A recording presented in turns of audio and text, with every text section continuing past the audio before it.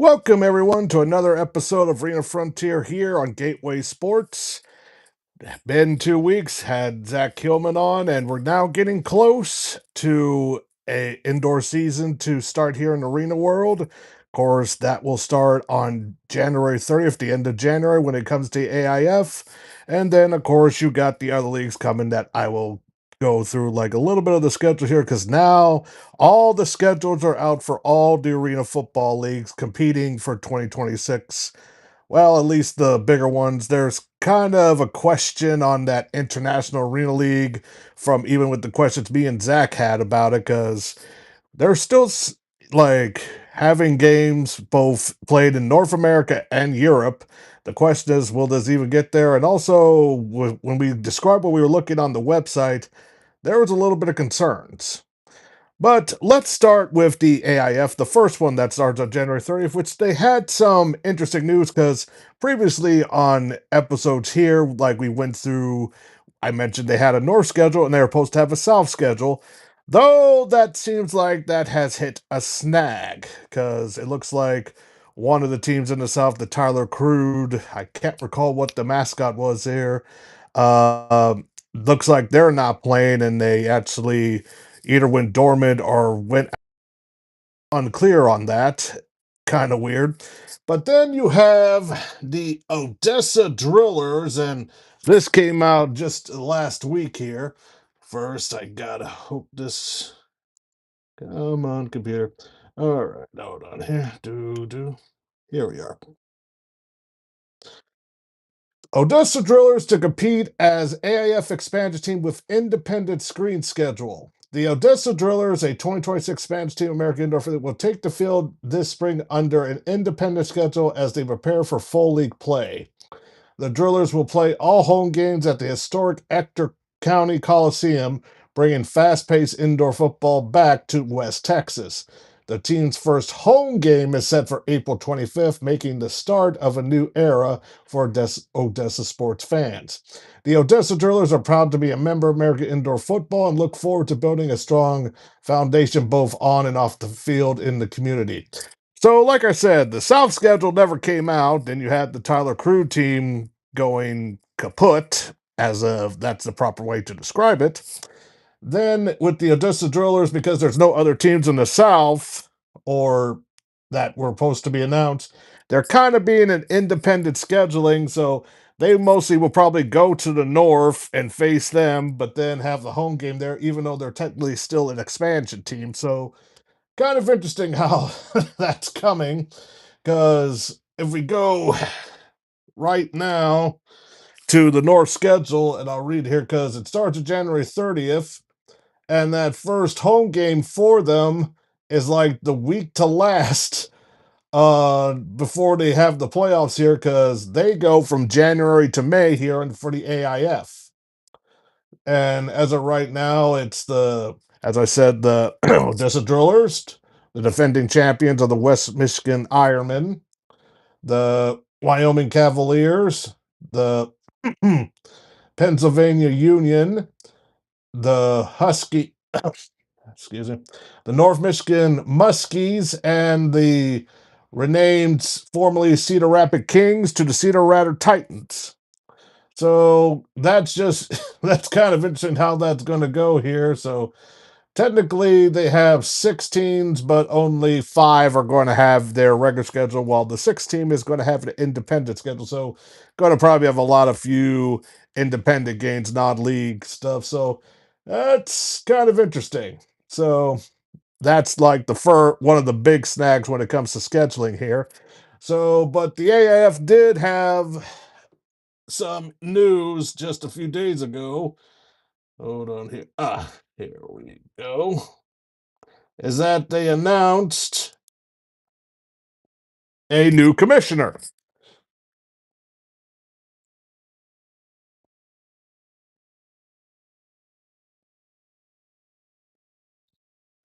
AF appoints Terrence Foster as commissioner. American Indoor Football is proud to announce the appointment of longtime indoor football veteran Terrence Foster as the league's new commissioner. This decisive move is designed to inject deep-rooted experience and proven leadership into the AIF. Foster is one of the most respected figures in the indoor football world, bringing more than 2 decades of unparalleled experience to the commissioner's role. His careers include 10 years as a professional player, a head coach, and a team executive across multiple leagues, giving him a perspective that spans the locker room, the sidelines, and the front office. This background is seen critical to guide the AF into a new period of operational stability and competitive excellence. I agree. Larry Clark, AF Director of Operations, emphasized the value of Foster's leadership at this pivotal juncture for the league. I would like to welcome Terrence back to AIF. Clark said he's a proven leadership and professional will be essential as the league continues to move forward.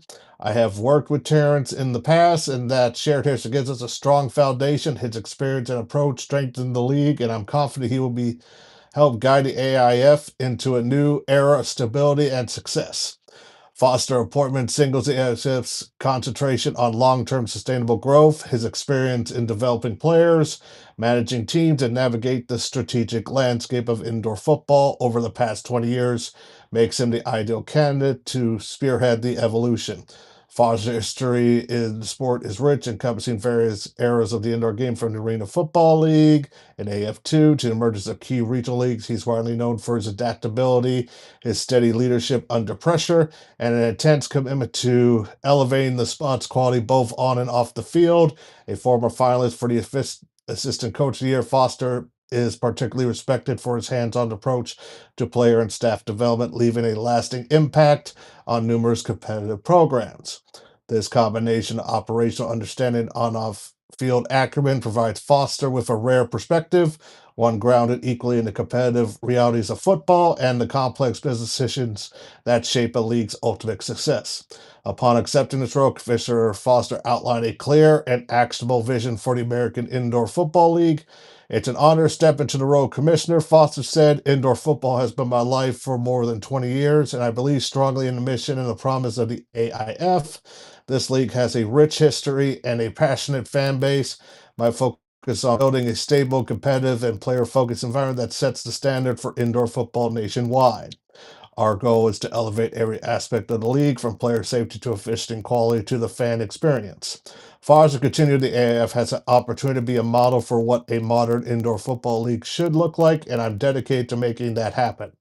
As commissioner, Foster will assume immediate oversight of league operations, competition policies, officiating standards, team relations, and long-term strategic plan as the AAF prepares for its upcoming indoor season.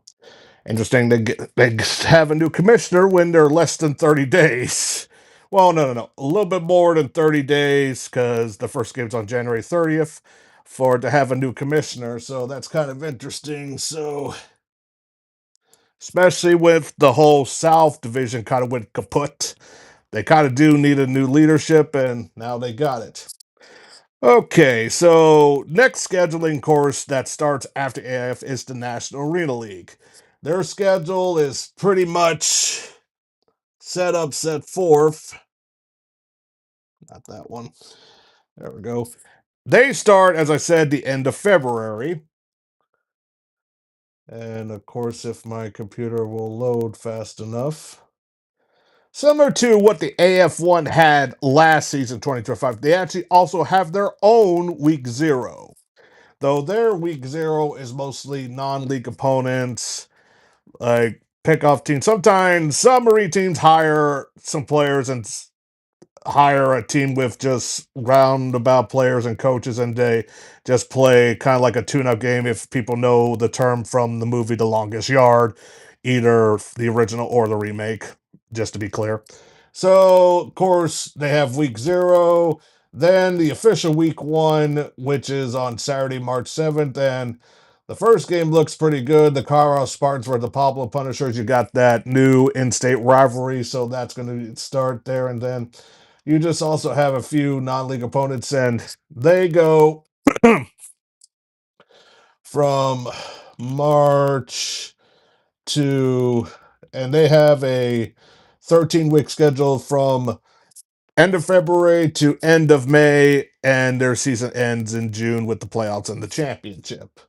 So that is pretty much set forward. And like me and Zach said, the National League seems to be the most like one of the more top stable leagues this year, especially with only having a simple traveling schedule for the whole league, with just like looking like a less than sign in the middle, and more of a regional with more of the Midwest going to the West region for this league, which is good. And honestly, like I said, I'm still hoping for a arena football team for here in the St. Louis area.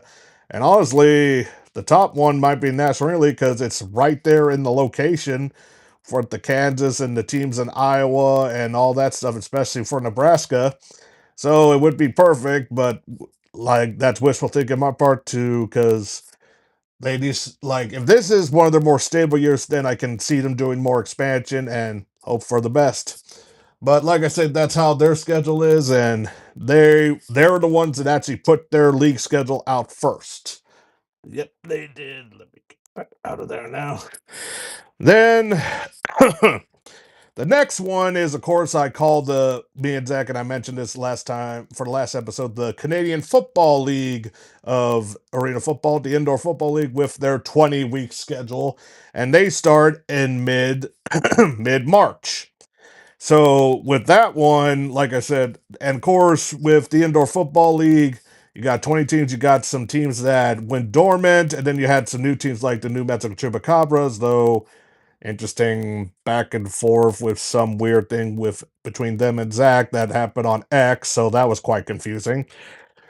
But I digress. And the indoor, before we get to the schedule thing, they had an announcement with their games because we already know that they had their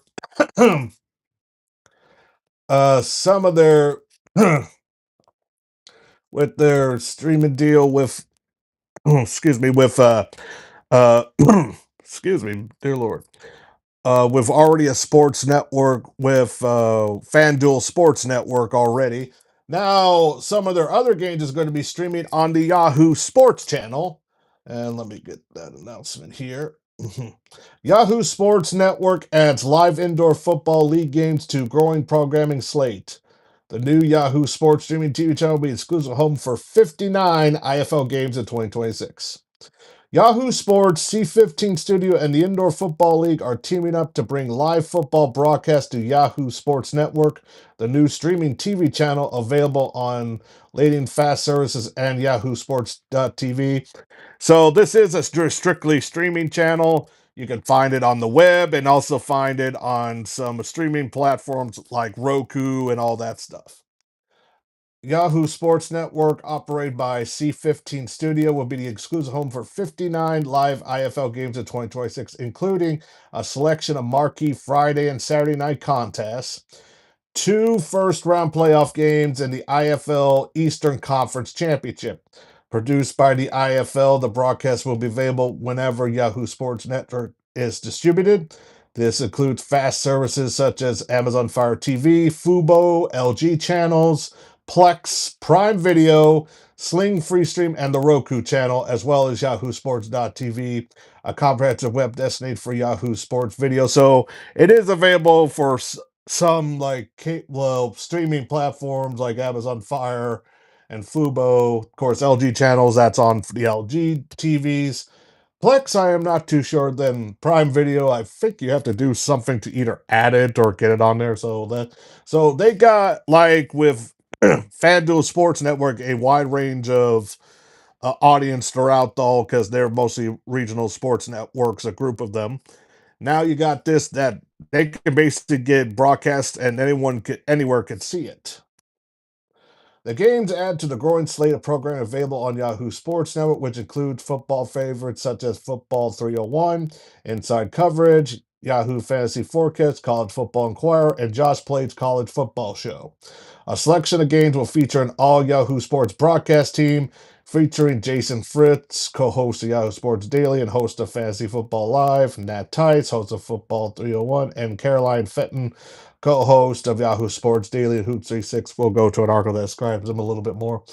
We're thrilled to add the energy and excitement of the live IFL action to our Yahoo Sports Network programming, says Ryan Spoon, president of Yahoo Media Group.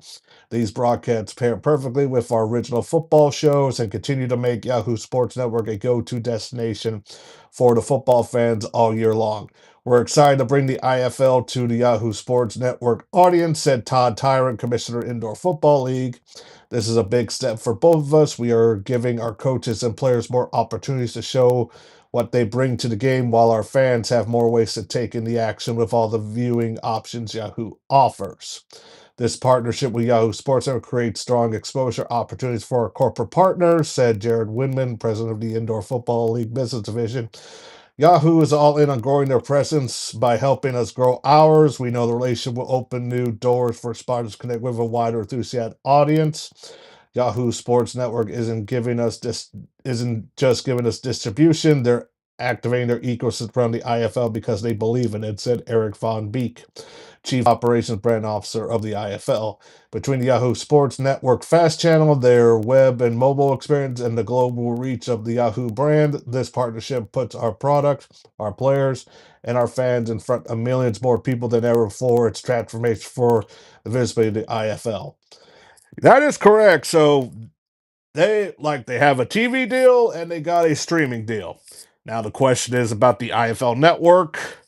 I'm assuming there's not going to be a raise in price, but now if you pay for that last year like I did, the value has gone down a little bit because FanDuel Sports are supposed to get like the Saturday, Sunday games, and then Yahoo's supposed to get the Friday and Saturday games. So how many games are there for the IFL network? Is it like what's the the benefit of actually having it depending on, of course, whatever team you root for in whatever market?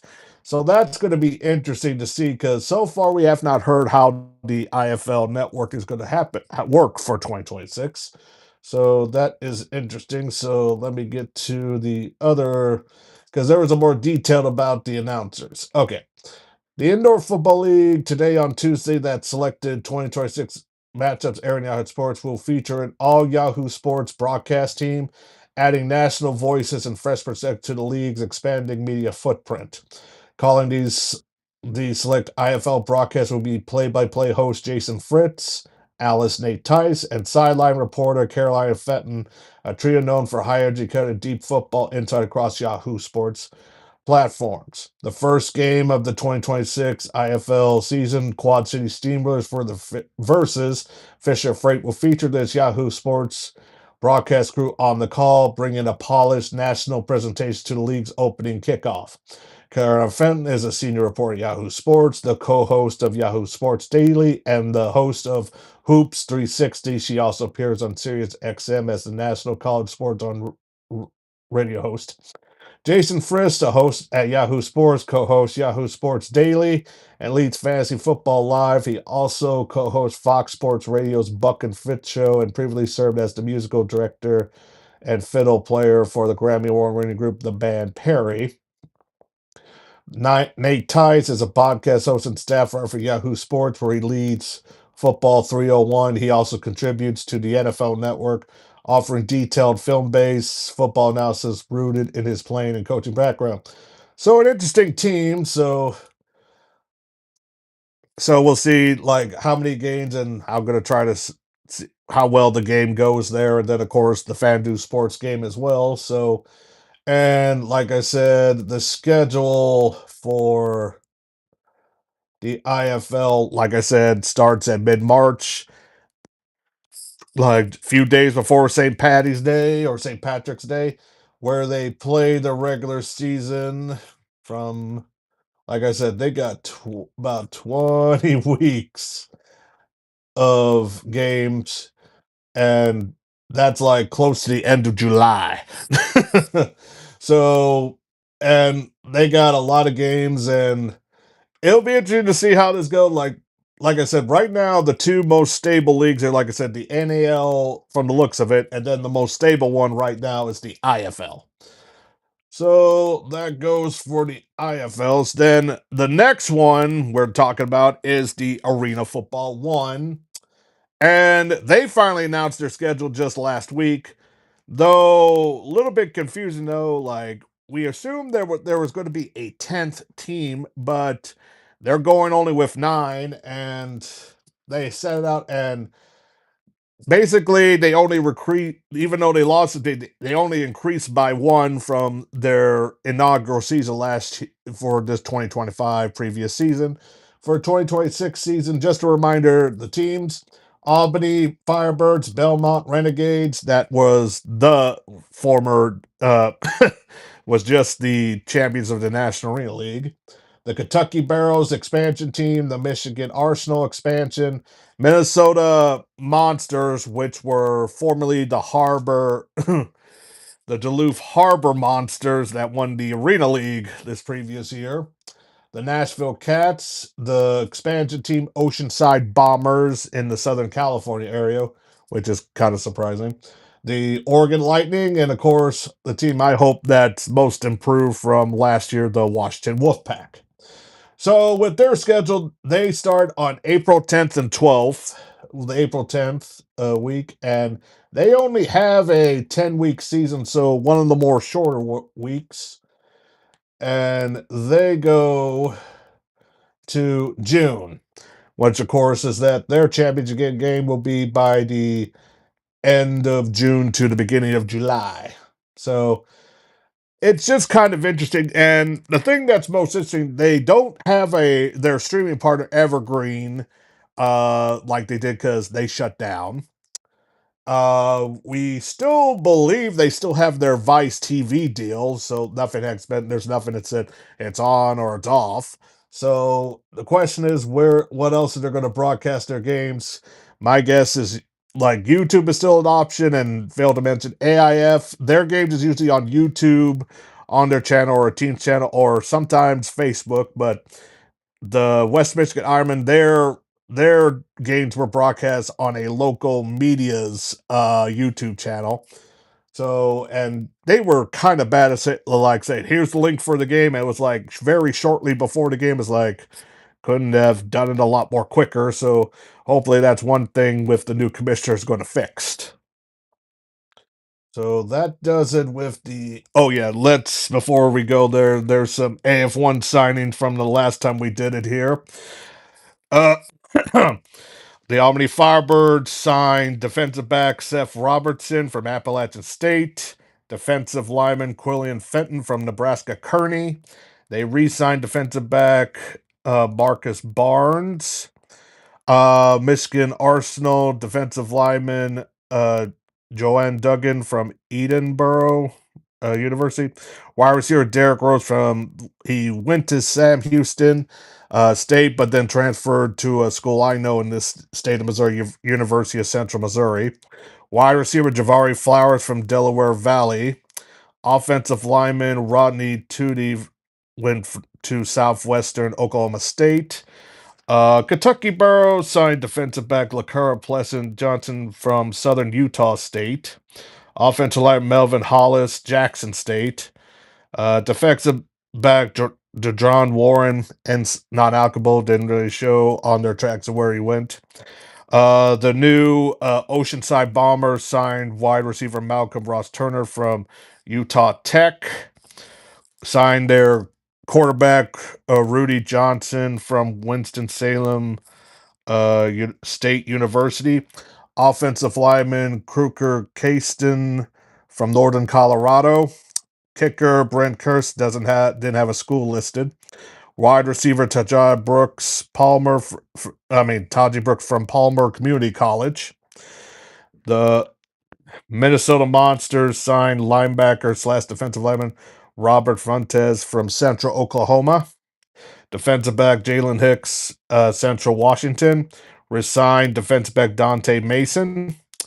Signed defensive lineman Shaquille Hollands from UMass. Resigned wide receiver Jamal Banks.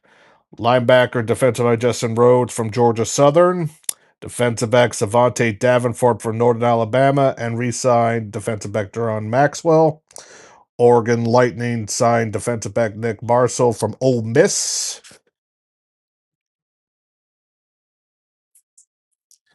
Beaumont Renegades, Jake Oliphant from University of South Dakota. But then I'm sorry. He was released by Belmont, then signed with the Washington Wolfpack, so that was quick. Then, interesting enough, a player on their roster signed to the CFL, Tarek Stewart, from North Carolina A&T. They signed offensive lineman Shamari Williams from South Carolina State. Then defensive line slash linebacker Barcagluna of University of Charleston. Then the Nashville Cats signed linebacker defensive Austin Collier from University of Tennessee, Chattanooga. Then, before we go that, I almost forgot about the IFL signings. And boy, there are a lot. And then, of course, because some of these are re-signed, some of them were put on suspensions, released, or even a physically unable to perform list. So interesting on that part. So now formerly the Massachusetts Pirates, because since they moved are now the Orlando Pirates. They, of course, from the last show signed Talia Togovea, so Tua's brother. So big sign there. Re-signed defensive back Dustin Mack. Re-signed defensive line Jaquez Bristol. And in case you wondered why is he not saying the school they went to on the tracks at space, they don't put a school there. Unlike the Arena Football one, they do. So they re-signed defensive line Mike Mason, signed offensive lineman Jordan McRae, kicker Axel Pires, defensive line Devon Brent Epps, re-signed wide receiver Thomas Owens, and re-signed one of their star players, running back Puka Williams. San Antonio Gunslinger signed defensive back Centel Williams, defensive lineman Lee Autry, put on the pup officially unable form list, so pup list, defensive lineman Ellison Jordan. Uh, Also on the pup list, wide receiver Jalen Robinson. They signed wide receiver Todd Simmons Jr., offensive lineman Bless Harris. Then they released defensive lineman Drock Daly, Lacoby Tucker. That's an interesting move there, since I actually saw him do the combine for the UFL about 2 years back. Released Quan Stallworth, and then today they signed one of the best defensive players in the IFL, defensive back Clifton Duck. Fisher's Freight signed defensive back C.G. Bradley, re-signed offensive lineman Derek Simmons Jr., re-signed wide receiver Jordan Chris, re-signed defensive back Justice King, put on IR linebacker Cam Hunt, re-signed defensive back Sean Steele, signed defensive back Sijar Parrish, re-signed defensive back Justin Terry, signed defensive line slash linebacker Santonio Rice Jr., signed defensive back wide receiver Jordan Davis, wide receiver Jalen Green, and signed quarterback Dom Schaffner. Then the Tuscan Sugar Skulls suspended defensive back Cortez Eaton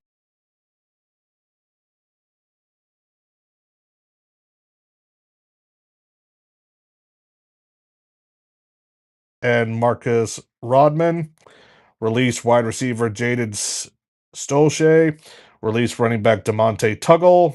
Released linebacker Noel Martin. Suspended defensive back Laksani Pleasant Johnson. Signed defensive back Dylan Brown. Signed defensive lineman Devontae Davis. Signed wide receiver Lowell Powell Peyton Jr. Signed defensive back Trey Pelker. And signed offensive lineman Markham Lamar Sr. The Quad Cities released wide receiver Javon Dudley, signed wide receiver Jazaric Peterson, signed running back Trenton Barnes, re-signed defensive back Sajar Parrish, and signed linebacker Alex Harriet. Almost done here because, dear Lord, once IFL signs players, there's like a list from the last time we were there. Green Bay Blizzard put on IR offensive lineman Timothy Robinson, signed defensive back Najero Nider, signed wide receiver Drayson Hudson, signed running back Walter Wilbon III. Have a lot of running backs. Are put on IR defensive back Mondu Mbai, released wide receiver Lowell Patron, signed defensive back Giovanni Waller, and signed quarterback Liam Thompson. Vegas Nighthawks signed wide receiver Seneca Mickey and offensive line Charles Turner III. Northern Arizona Wranglers signed defensive line Zachary Vincenti and released kicker Michael Hall. Tulsa Oilers signed defensive back Mark Shepard. released defensive back Caleb Lee Colin. And finally, the new team, New Mexico Chupacabra, signed former Billions Outlaws quarterback Brandon Wingle. That'll be interesting. Offensive lineman Chris Smith, signed linebacker Jason Serta, wide receiver Isaiah Crocker, offensive lineman Michael Goss Jr., signed defensive back John Washington, linebacker Thomas Reed III, signed wide receiver J.J. Hammonds, and signed defensive lineman Quilkin Luster. And that does. Oh, finally, the Iowa Barnstormers. Another team hopefully improves for this indoor season because they were not good. Hold on here. Somebody cut my check while I was doing an above average. I probably cut bid for this. Interesting comment, Brock. Then ow. Iowa released defensive line Patricia Goldberg, released offensive line Paul and released defensive line Joshua Ellison, offensive line Jared Bronson, and signed wide receiver Tyler Stevens, and signed a player I know because he was with the Battlehawks at one point, linebacker Cecil Sherry. So that does it for the signings there. So the next ones, of course, is if I get it here. Where are we? I just had it. Here we are. Then the next one we have is, of course, the 4-team league known as the America Arena League for their schedules. And like I said, there are 4 teams, and with the Wheeling Miners, the Jersey Bearcats, the Columbus Lions, and the Mississippi Wolfpack. They start shortly after they have won on April 16th. And their season goes up till June 20th. Their season ends in July, so that's kind of the mark there. Then finally, we got the Arena League that starts at the end of May. And before we go that, they announced their 2 new teams. They announced 3 teams. We already mentioned the Memphis one. Now they got 2 teams. Now they have the 8 after they already replaced the team that they lost when Duluth Harbor Monsters became the Minnesota Monsters in the AF1. First one is they have a team in Nebraska, Grand Island, Nebraska, to be in, to be exact. From the arena floor of the Heartland Event Center and part of the opening element, officials from the Arena League proudly announced today that the Grand Island, Nebraska has been awarded the second of the 3 planned expansion teams for the 2026 season. Though to be clear, probably was 2 until the thing with Duluth. The yet to be named team will be playing home games at the Heartland Event Center. The group announced not only their arrival, but also plans to hire a local staff, involve local business leaders in the ownership group, the sale of season tickets, and even leave the community name. The community name the team. That's usually how it goes for the Ring League, more of a community involved type of process. This now comes after months of preparation for league operations, strike to explore communities, arenas all over the Midwest and central portion of the U.S., and building relationship with key officials within Grand Island, led by Memphis, Tennessee. Led by League Commissioner, Hall of Fame, and Heisman Trophy winner Tim Brown, who was at the actually had the Arena League stuff while he was at the Heisman ceremony because former Heisman Trophy winners actually get the vote who wins the Heisman. The Tim Brown, the league recently announced the addition of Memphis, Tennessee will be announcing one additional community over the coming weeks to join both the 5 current teams, Memphis and Grand. The show of passion have professional football return to Grand Island, along with the positive reception we received from Kyler Tarwater and his staff at the arena and other leaders in local business community made the city a clear choice, explained Brown. We are proud to announce Grand Island, Nebraska as one of the Arena League's newest teams. Grand Island remembers its first indoor football team, the Nebraska Danger, which honestly probably will be the team because a lot of people like that name, who won games of the hearts of the big crowd from 90s beginning 2011. The Arena League version of sports designed to bring even more excitement fans, but within a economical business model designed to ensure the longevity of the teams. Created by experience and passion in the press sports industry, the League has been designed. Oh, that's more. All that stuff here where it said the new team is offering a chance for the good people of Grand Island to get involved, while the league is prepared to own and operate the team. So it's a league-owned team. We feel that it will grow stronger route to Nebraska if it were owned at least in part by local leaders who want to invest something designed to be good for their hometown, said Brown. I want to speak with interested people personally about being part of the team with us. So it's technically still a league-owned team, but might get sold a little bit later because that's how it started. Because now, uh, technically, the Kelsey brothers do own part of the Kansas City Goats, so it'll be interesting how that goes. And now the final team that they have here is, let's get it here. Loading slow today. And then the final team, you got Monroe here in Louisiana. So Louisiana has more than one arena team this year. Got the Shreveport Rubaroo, and now this. The Real League and its commissioner, Hall of Fame Heisman Trophy winner Tim Brown proudly announced today that in Monroe, Louisiana, will be host to the league's 8th team. So this is still in the Midwest technically, but it's more in the southern Midwest. Will be played at Monroe Civic Center from June through August in 2026 and beyond. Monroe will play in the division along with Springfield, Missouri, Hot Springs, Arizona, Memphis, Tennessee. This announcement comes after a month of preparation for league operations visits to explore communities, arenas all over the Midwest and central portion of the U.S., and building relationships with key officials and all that stuff, like stuff we said before. Looks like the team is planning a press event on January 9th, and then looks like this is also a league-owned team as well, so got 2 league-owned teams there. And right now, as I said, they play from Friday, May 23rd, only 9 weeks, and it'll be kind of same like with YouTube and also that system that they had on their site for their games here, so that's how it's going to go. And of course it goes till Saturday, January 25th, and their season usually ends in August.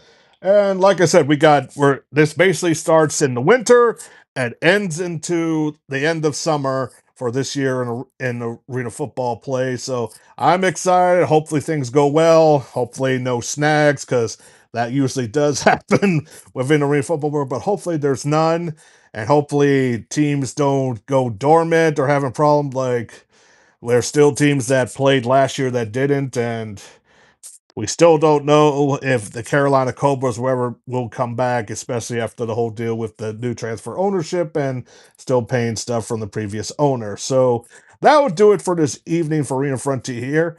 There will be no show next week, so more depending on the news, we might have a show either on the last Tuesday of December or be off for the holidays and then won't have a show until the new year of 2026. Thank you for joining this evening, and be sure to check out all the other programs we provide on Gateway Sports. Thank you for joining this evening. See you all next time.